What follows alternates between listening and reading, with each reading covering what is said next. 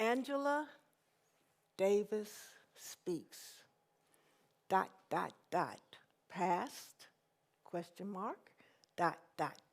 present, question mark.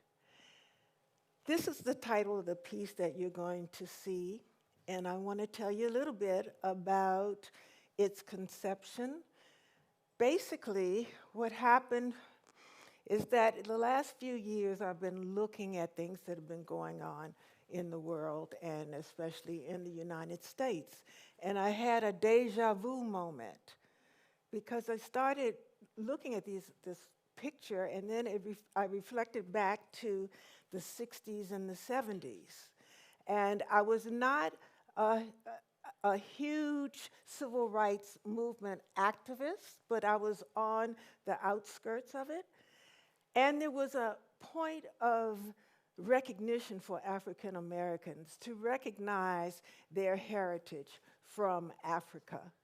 And so we started to take elements of the African culture, like how you would dress, your hair. And so there was this look of the natural, which was the huge, what you guys know, as the Afro. And there was a sense of consciousness, even in the community. We spoke to each other like brothers and sisters, my brother, my sister, because even though we weren't of blood, we still were of a movement, of a moment. And in that, there was resistance. And within the resistance was some of that scenario I'm talking about, that I'm seeing the same thing that was going on there, and I see it over here. So I wanted to give it voice. The best way I can give voice is to do it through dance, choreography, movement. So that was the birthing of this piece. Now, in order to do that, I needed to do some research. Even though experientially I had known a lot of things that went on in the 60s and the 70s, I wanted to go a little deeper. And I wanted an icon. And the icon that I chose was Angela Davis. When we were both younger, people said that I looked like her. I don't have the gap anymore, but I did have a gap in between my teeth. And so I was really interested in her. She's fabulous. She's an academic. At 25 years old, she was a lecturer at UCLA. She has written books. A lot of her writings are stored at Harvard. Much that she had done. She had an iconic look, what I was just talking about, because she had the huge afro. But she loved communities.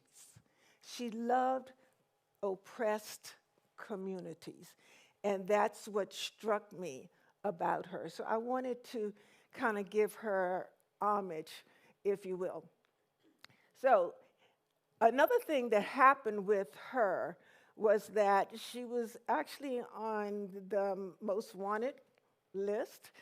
She was accused of a crime that happened in California, and she was not a part of it, but she went underground because she did not want to be caught. She felt she would be used as an example because of her iconic look and her speeches and that.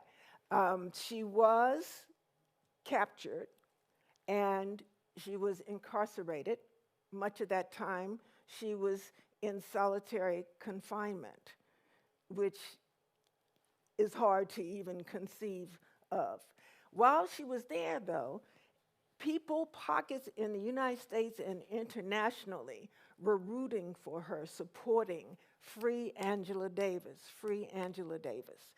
And eventually, she was also with the Black Panther movement, which was another reason why she felt she would be used as an example.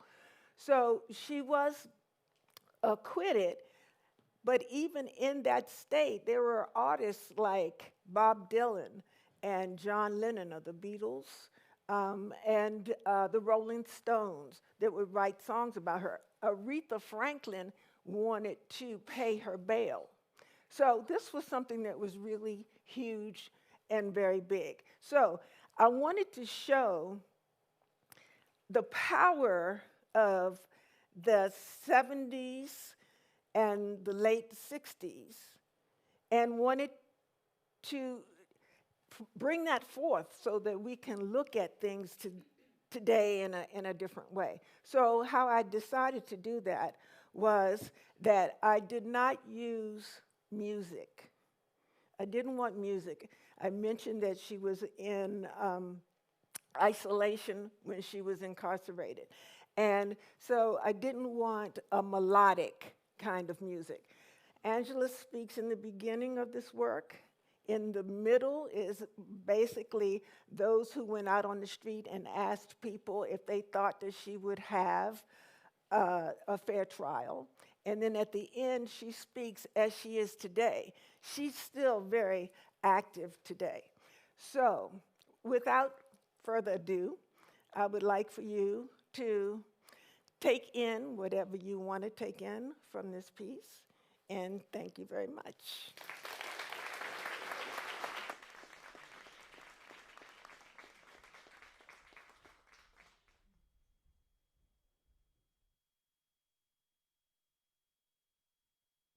It's all about the movement, my brothers.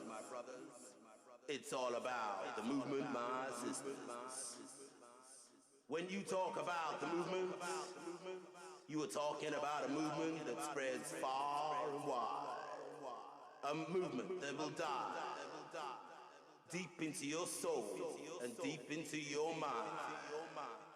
There's nothing, absolutely nothing, which could deter me from continuing to fight with all my energies for the freedom of my people. And there's no need for me to cry because I've been captured. But there's all the more reason to be strong and keep fighting.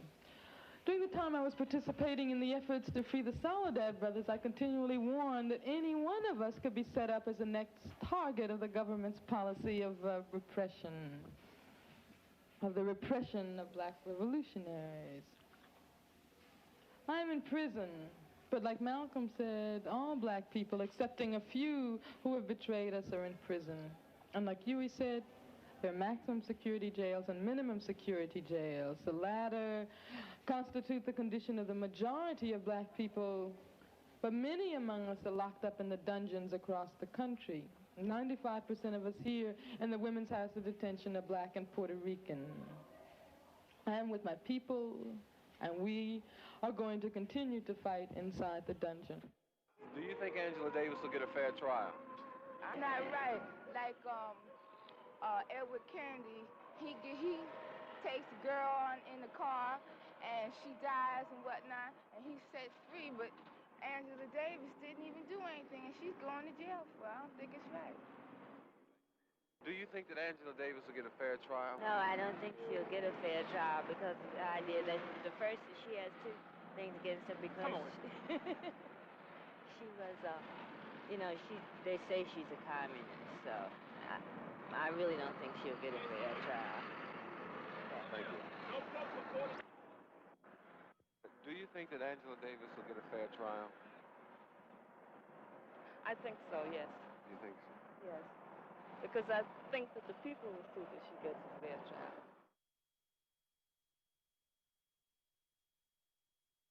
Do you think that Angela Davis will get a fair trial? No. Why? I don't know, really. I just don't think they should get a fair trial. Do you think that Angela Davis will get a fair trial? I hope she do. I hope she gets a fair trial. You think Angela Davis will get a fair trial? Yes, I should, and I don't believe she can get a fair trial in the United States. You want to tell us why? Because I don't believe the United States is fair to black people. You could see this in our past history. Through the beginning of time, the United States has not been fair to black people. So I don't believe she can get a fair trial here, and especially not in California.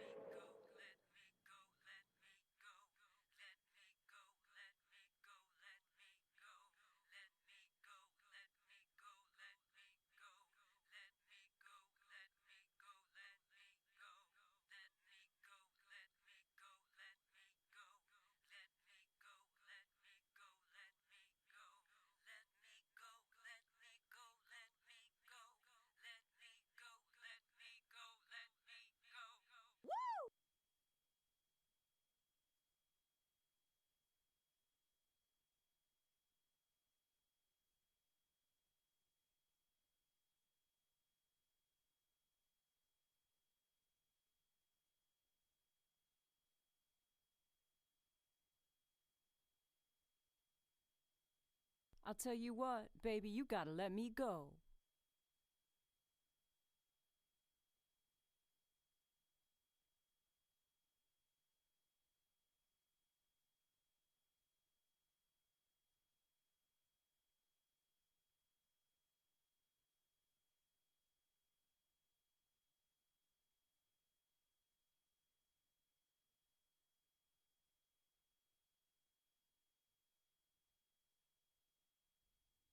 Let me go!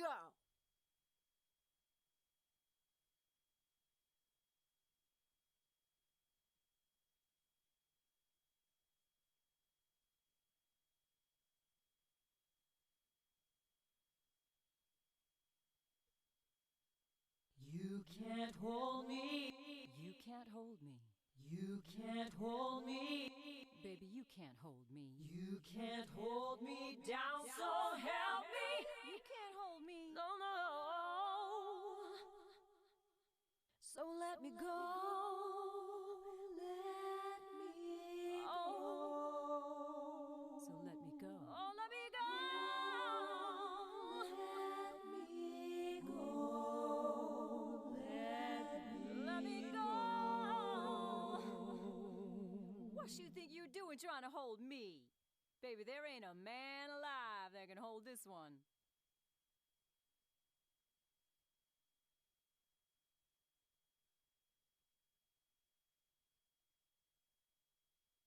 You can't hold me down, so let me go! Go! Go!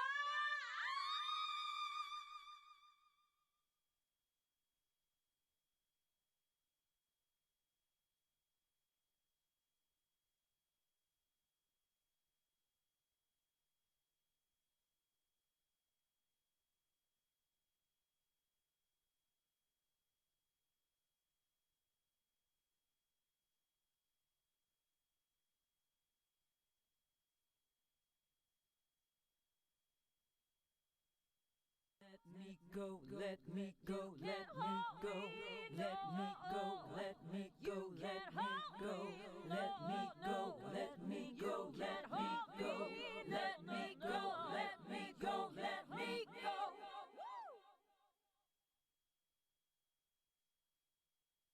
And Dr. King, when he went to the top of the mountain, he never told us, what he actually saw.